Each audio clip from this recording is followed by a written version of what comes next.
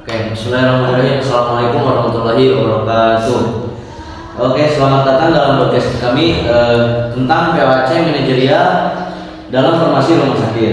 Nah, perkenalkan, nama saya Fauzan Zikrian. Saya seorang profesional farmasi dengan pengalaman bertahun-tahun di industri ini. Nah, mari kita bahas lebih lanjut tentang bagaimana proses organisasi manajerial dan manajemen di rumah sakit sangat penting untuk pelayanan farmasi yang berkualitas.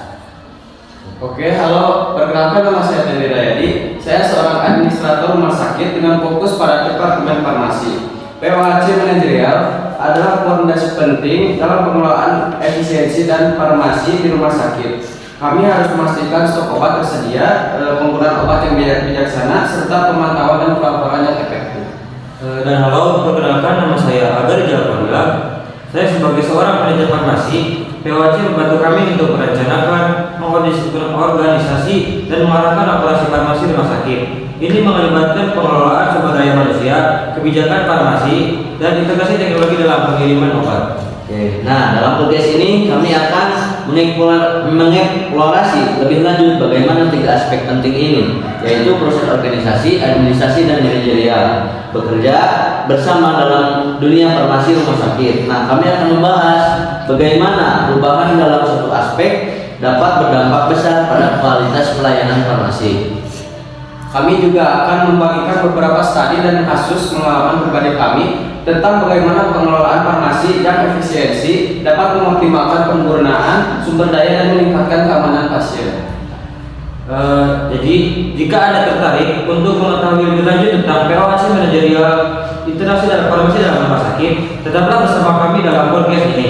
Kami akan membahas topik-topik menarik seputar peran kunci manajemen dan administrasi dalam memberikan perawatan farmasi yang terbaik. Terima kasih telah bergabung dan mari kita mulai. Oke, mari kita mulai dengan mengulas bagaimana proses organisasi dalam farmasi rumah sakit berperan penting. Organisasi yang baik memastikan obat selalu tersedia saat membutuhkan pasien. Ini melibatkan pemantauan stok, perencanaan pengadaan obat, dan pemisahan obat berdasarkan jenis dan kebutuhannya. Tentu saja, proses administrasi juga krusial. Kami harus mengelola semua dokumen dan resep pasien dengan teliti dan detail, memastikan bahwa setiap pengiriman obat tepat waktu dan merawat proses data pasien dengan sangat aman. Selanjutnya, mari kita bicarakan manajemen. Sebagai manajer farmasi, tugas kami adalah mengkoordinasikan seluruh tim farmasi, mengawasi peningkatan kebijaksanaan, kebijakan dan produser, dan mengintegrasikan teknologi canggih dalam distribusi obat. Nah, jadi terlihat bahwa PWC manajerial ini benar-benar menciptakan fondasi yang kuat untuk operasi farmasi yang sukses di rumah sakit. Nah, dengan berkolaborasi dan berkoordinasi dalam tiga aspek ini, kami dapat memastikan pasien mendapatkan perawatan terbaik yang mereka butuhkan. Jadi POAC itu adalah singkatan Planning, Organizing, Activating. P-nya itu adalah planning. Jadi planning adalah proses meneliti tujuan organisasi dan membuat organisasi untuk mencapai suatu tujuan dan mengembangkan rencana aktivitas kerja dalam sebuah organisasi.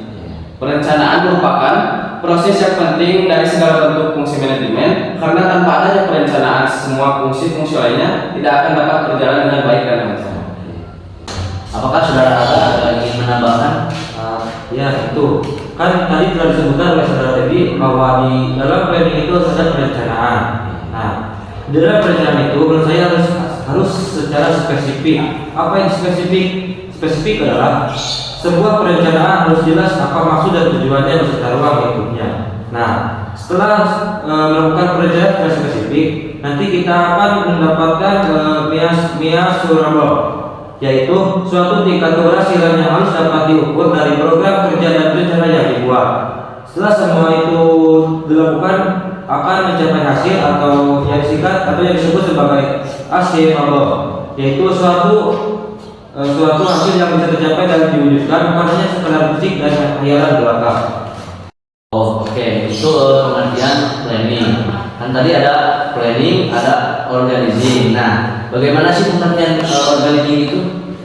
Jadi, organizing adalah suatu proses kegiatan dalam menyusun struktur organisasi dengan tujuan-tujuan dan sumber-sumber dan lingkungannya. itu organizing ya.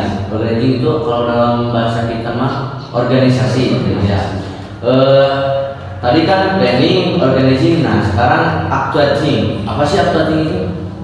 Actuating itu atau sering disebut sebagai pelaksanaan, ialah suatu tindakan yang mengusahakan agar semua perencanaan dan tujuan perusahaan bisa terwujud dengan baik dan seperti yang diharapkan. Actuating juga suatu upaya yang menggerakkan orang-orang atau untuk mau bekerja dengan sendirinya dan dengan kesadaran yang besar untuk mencapai tujuan secara efektif. Dibutuhkan bentuk nyata dan kerja keras, kerjasama dan kerja nyata. Pengoptimalan seluruh sumber daya manusia terutama ditunjukkan untuk mencapai visi misi dan planning yang telah diterapkan.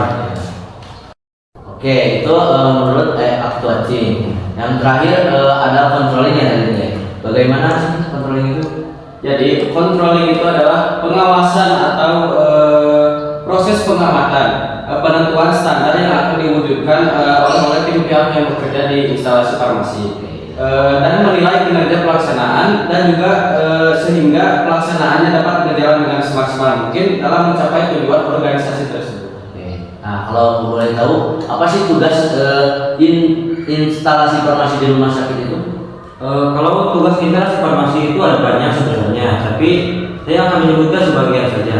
Yang pertama, menyelenggarakan atau mengkoordinasikan dan mengatur dan mengawasi seluruh kegiatan pelayanan kefarmasian yang optimal dan profesional serta sesuai prosedur dan etik profesi.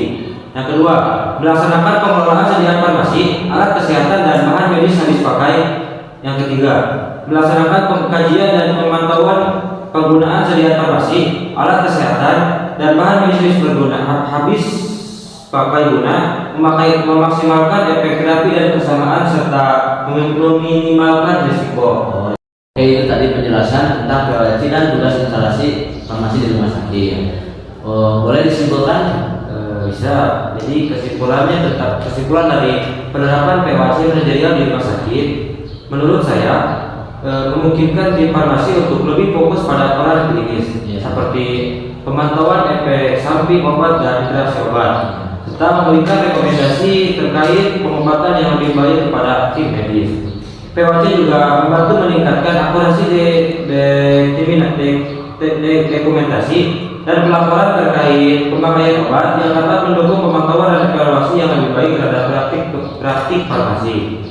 Dalam jangka panjang, POC dapat membantu rumah sakit mengidentifikasi tren dalam pemakaian obat dan mengambil tindakan proaktif dalam manajemen persediaan, termasuk negosiasi harga obat dengan pemasar.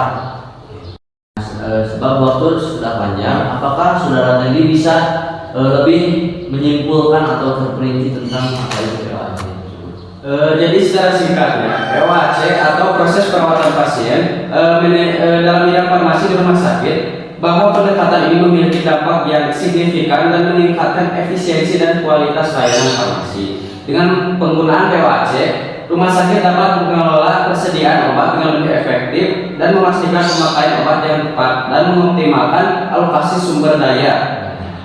Oke. Nah, jadi terlihat ya bahwa POC manajerial ini benar-benar menciptakan fondasi yang sangat kuat untuk operasi farmasi yang sukses dan di rumah sakit. Nah, dengan berkolaborasi dan berkoordinasi dalam ketiga aspek ini, kami dapat memastikan pasien mendapatkan perawatan farmasi yang terbaik yang mereka butuhkan. Nah, ya. Jadi dalam episode selanjutnya kami akan mendalami masing-masing aspek ini. Kami juga akan mendatangkan ahli tamu untuk berbicara tentang tren terbaru dalam manajemen farmasi atau penyakit-penyakit terbaru yang ada di bulan-bulan ini.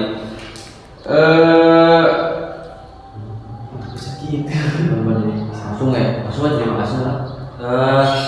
Terima kasih telah mendengarkan podcast kami tentang penerapan POC manajerial dalam farmasi rumah sakit.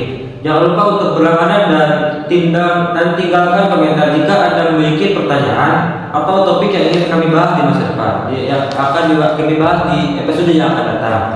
Sampai jumpa di episode berikutnya. Oke, sekian dari kami. Mohon maaf bila ada kesalahan. Saya dan teman-teman saya ingin pamit undur diri. Assalamualaikum warahmatullahi wabarakatuh.